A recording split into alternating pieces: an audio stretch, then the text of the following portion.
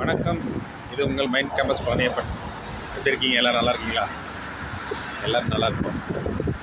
Okay, விஷயத்துக்கு வருவோம். இன்றைக்கி என்ன வீடியோனா, நம்ம ஃபேஸ்புக்கில் லாஸ்ட் வீக்கு ஆஸ்பர் பார்க் போகிற ரூட்டை கொஞ்சம் கவர் பண்ணியிருந்தேன். அதை இங்கிலீஷில் கவர் பண்ணியிருந்தேன். இந்த வீக்கு அதை அப்படியே தமிழில் கவர் பண்ணிட்டுருக்கேன் வீடியோவை.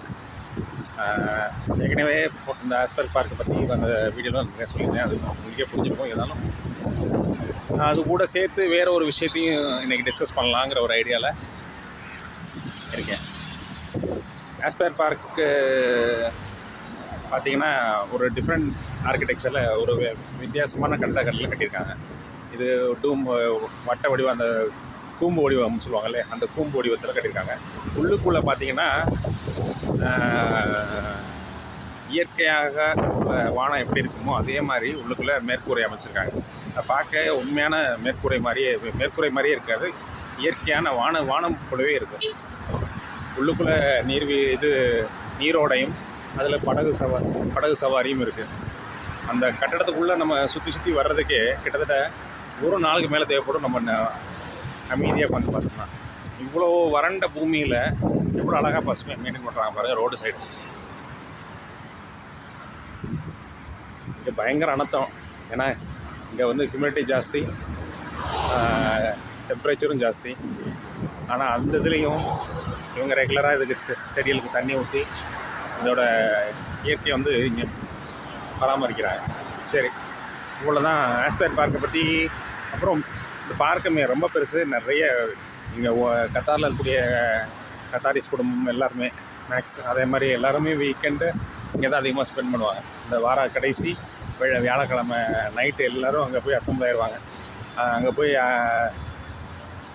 குடும்பத்தோடு உட்காந்து சாப்பிட்டு கொஞ்சம் நேரம் கதை பேசி பிள்ளைங்களை விளையாட விட்டுட்டு அப்படியே நைட்டு முழுக்க கிட்டத்தட்ட எப்படியும் விடிய காலம் வரைக்கும் அங்கே தான் இருப்பாங்க. அப்புறம் விடிய காலையில் போயிடுவாங்க வீட்டுகளுக்கு.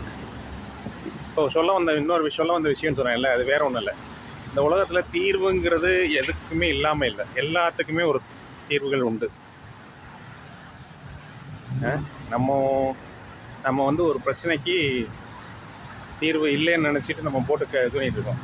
அந்த பிரச்சனையை கொஞ்சம் ஒதுக்கி வச்சுட்டு நம்ம மற்ற வேலைகளை பார்த்துட்டு இருந்தாவே அதோட தீர்வு, அந்த பிரச்சனைக்கான தீர்வு நமக்கு ஆட்டோமேட்டிக்காகவே இயற்கையாகவே நமக்கு சிந்தனையில் தட்டிடும். இதுதான் என்னுடைய ஆலோசனை.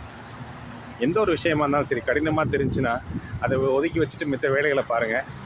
அதுக்கான தீர்வு அந்த வேலைகளில் ஈடுபடும் போதே ஆட்டோமேட்டிக்காக உங்களுக்கு தெரிய வரும். இதுதான் என்னோட கருத்து. ஓகே, இந்த காணொலியை பார்த்ததற்கும் கேட்டதற்கும் நன்றி. நிறைய பேர் என்னுடைய சேனலில் வியூஸை பார்க்குறீங்க. என்னோடய channel mind campus Palaniappan. Subscribe பண்ணுங்கள்.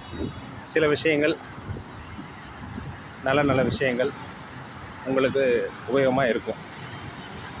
நிச்சயம் உபயோகமாக இருக்கும். அதை உறுதி சொல்கிறேன். ஏன்னா அந்த மாதிரி சிந்தனைகள் மட்டும்தான் நான் அதில் போடுவேன். Thank you for your support and ஆதரவுகளுக்கும் உங்களுடைய கமெண்ட்டுகளுக்கும் நன்றி. மிக்க நன்றி.